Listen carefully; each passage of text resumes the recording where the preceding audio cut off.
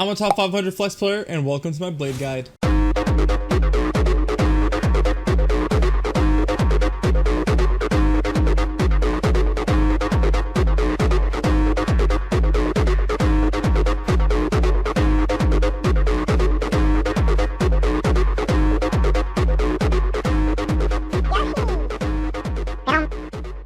Before we begin, let's start with the settings. Nothing really complicated with Blade, you just want to make sure you have switch to shotgun when Bloodline Awakening ends on.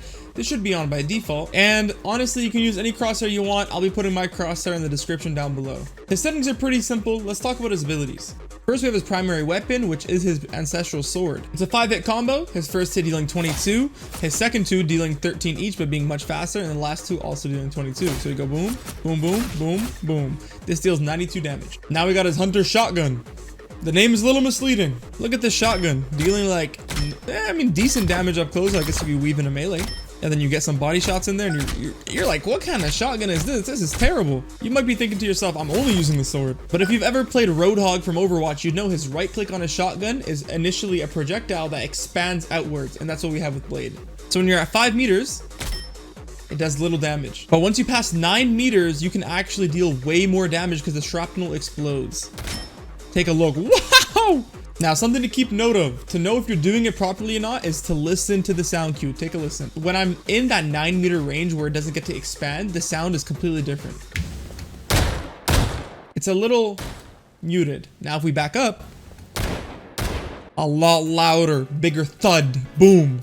This should help you a lot to learn his distance when you begin. Please remember that. Now, we have two stances with Blade. We have his sword stance and his gun stance. If you ever played Tekken, it's very similar. To enter your different stance, you just change weapons. We're going to start with his dash. It has an 8-second cooldown, and in sword form, it hits 5 times, doing the whirlwind combo, which is important. You'll know why later. And it applies a 30% slow. Really good for getting in their face and keeping them in your face. There's more with this ability and much more with all these abilities, but I'm going to keep that for the more advanced section of this video. His gun dash does half the damage of his sword. So you're thinking to yourself, why should I ever use it, right? Always use the dash on the sword. Take a look. Oh, look at that damage. I'll always use the gun one. Why ever use the gun? But the gun actually applies a heal cut. If you look at her health bar, she has like a blue bar. That means she gets 40% less healing. That's insane. I'm going to keep his most complicated ability for last. So let's go and talk about his block. His block is very simple, lasts around 2 seconds, and has a 3-second cooldown, but it has a meter. Although the cooldown on the bottom right is 3 seconds, it actually takes 9 seconds to fully charge that bar. You take 80% reduced damage from the front, not from the back, and you're also completely CC immune, just like Iron Fist block. So if you ever hear Eye of Agamotto, you already know. Start blocking that hoe. So if we look at my dash cooldown and I start to block, I actually start to get 2 seconds off my dash every single time I block anything. Every time I block damage, 2 seconds. Take a look. Nice. Now let's talk about the big boy. This is going to take a while. We got Bloodline Awakening. So when you're in this form, you get a massive movement speed boost, but you get severely heal cutted. You can only heal 40% to 60% of the original healing you would receive. So you basically move fast, but you don't get the heal. Doesn't sound that good, does it? But you actually gain lifesteal. If you pay attention to the bottom of my health bar, I have a little vampiric shroud. The damage you deal will heal you a little bit. Let's go and take a look. So I'm at 200 HP. If I go ahead and attack here, you're going to see me slowly start to heal. Very simple lifesteal mechanic. It's very important to keep in mind you can still receive healing in this form. It'll just be reduced on top of your lifesteal. So you move fast and you heal. Cool, but what's that under my crosshair? You basically have 10 stacks. Every time you get a hit with your sword, you build a stack. And every stack you build gives you more attack speed. Let's take a look. This is my combo speed at 0 stacks.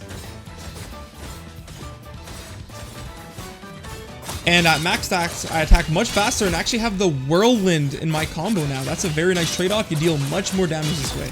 Now, I will be getting more in depth with those abilities, but for now, let's talk about his ultimate.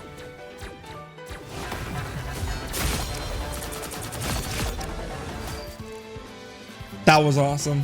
So one thing to note with his ultimate is that it sounds awesome, as you guys have already heard. I didn't even edit that music. That actually just came with the ultimate. Secondly, it applies the heal cut that your dash with the shotgun applied. Take a look at the health bar. The ultimate also does that. Let's take a look. Well, you can see if he died. There you go. See, the heal cuts. That damage is crazy. So the ultimate seems to deal around 600 damage. And when you hold it, the longer you have it out, the further you dash, right? And it's also aerial. Anyone hitting that takes a shit ton of damage, and they also apply anti-heal. You can also do it really early. It'll do the same amount of damage, but it'll just be a shorter dash. So you can keep it real short and deal damage like this. Let me show you a bread and butter opener. Now this is gonna be your I'm going all in on you combo. It's gonna be super simple. Gun out, dash. Bloodline, dash. And this is how you begin all your fights. When you're confident, you don't need to get out. Now the reason this is so effective is because when you get to dash, you start with a heal cut. Now they take less healing. Then you apply bloodline and you do another dash. This will give you 5 stacks immediately and allow you to go ham. Now Blade does have a lot of combos. He seems to be someone who punishes poorly positioned opponents, and we'll go ahead and talk about that later. But another combo I like to start with when you're in this form, another all-in combo, right, is dash, dash. And this gets you exactly at 10 stacks. And when you're at 10 stacks, you can do crazy stuff like this. So what I do in this form is always hold the attack button, right? And if I hold E, you'll see he'll exit and immediately go back into bloodline. Now for some people, they can weave in a shot here.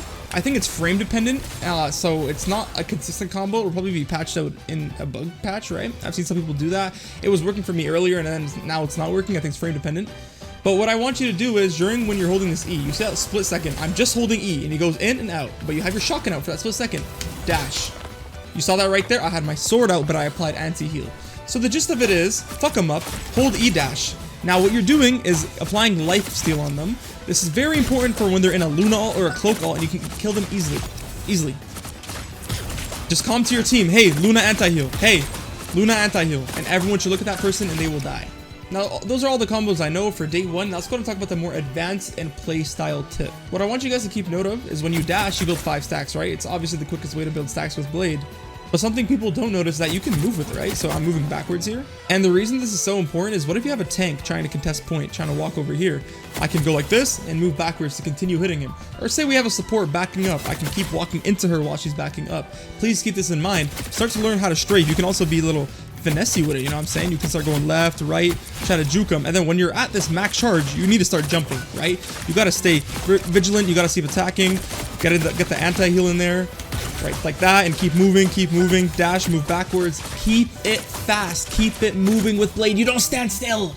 So yeah, Luna Snow's going away from me, I'm dashing in front of her, I pull it out, heel cut, keep attacking. Boom, baby! Another thing is, he does 192 crit damage when you get a headshot after 9 meters, that's insane. Keep that in mind. And another thing is 96 for body. This is very important to know these damage fall offs because you can go boom, boom, boom, 3-shot Luna Snow, that's unbelievable. Nerf from now. I know this one isn't like too crazy, but what you want to do with his block, most importantly, is if you ever hear some shit like Eye of Agamotto or a Scarlet Witch ult or anything, block it. Don't block it way too early. You can just press it and move on with your life. This will save you a lot. So while swinging your sword with Blade, something you can do to build some damage, because he only does 152 damage with this combo, right? Something you want to immediately do, and I can weave it in. Pull out the shotgun, keep going, bro. Keep going, keep attacking. Keep going. I don't recommend using that dash move when you're already at 10 stacks with Blade. I really do recommend just getting the heal cut. The heal cut is much, much better. So if you're already at 10 stacks in this nightmare mode, just go, hold E, shift, apply the heal cut, and keep going. I really don't recommend you doing that dash. It's not worth it. Now let's talk about playstyle. Playstyle number 1. I hate the tank. This is the I'm in your face, heal cut, I'm in your face, you can barely hit me, I'm jumping, I'm moving. You gotta just be in the tank's face, apply that heal cut when you can for your team, and kill him. So this means we're going to be jumping around, and then we're doing the tech where we hold E, and you pull out that gun for a split second. So while you're jumping around, you hold E, get that heal cut in there, just like that, and you're back to your sword, just like that, apply that heal cut. Make sure that tank dies, make sure you're moving, make sure you're hard to hit, and you're annoying. You have an Emma trying to grab you, blocked, boom, straight back to bullying you, baby girl, what's up? Heal cut. That's how you gotta play Blade! That's not necessarily how I'm going to be playing him though, I'll tell you how I'm gonna play him. Ooh.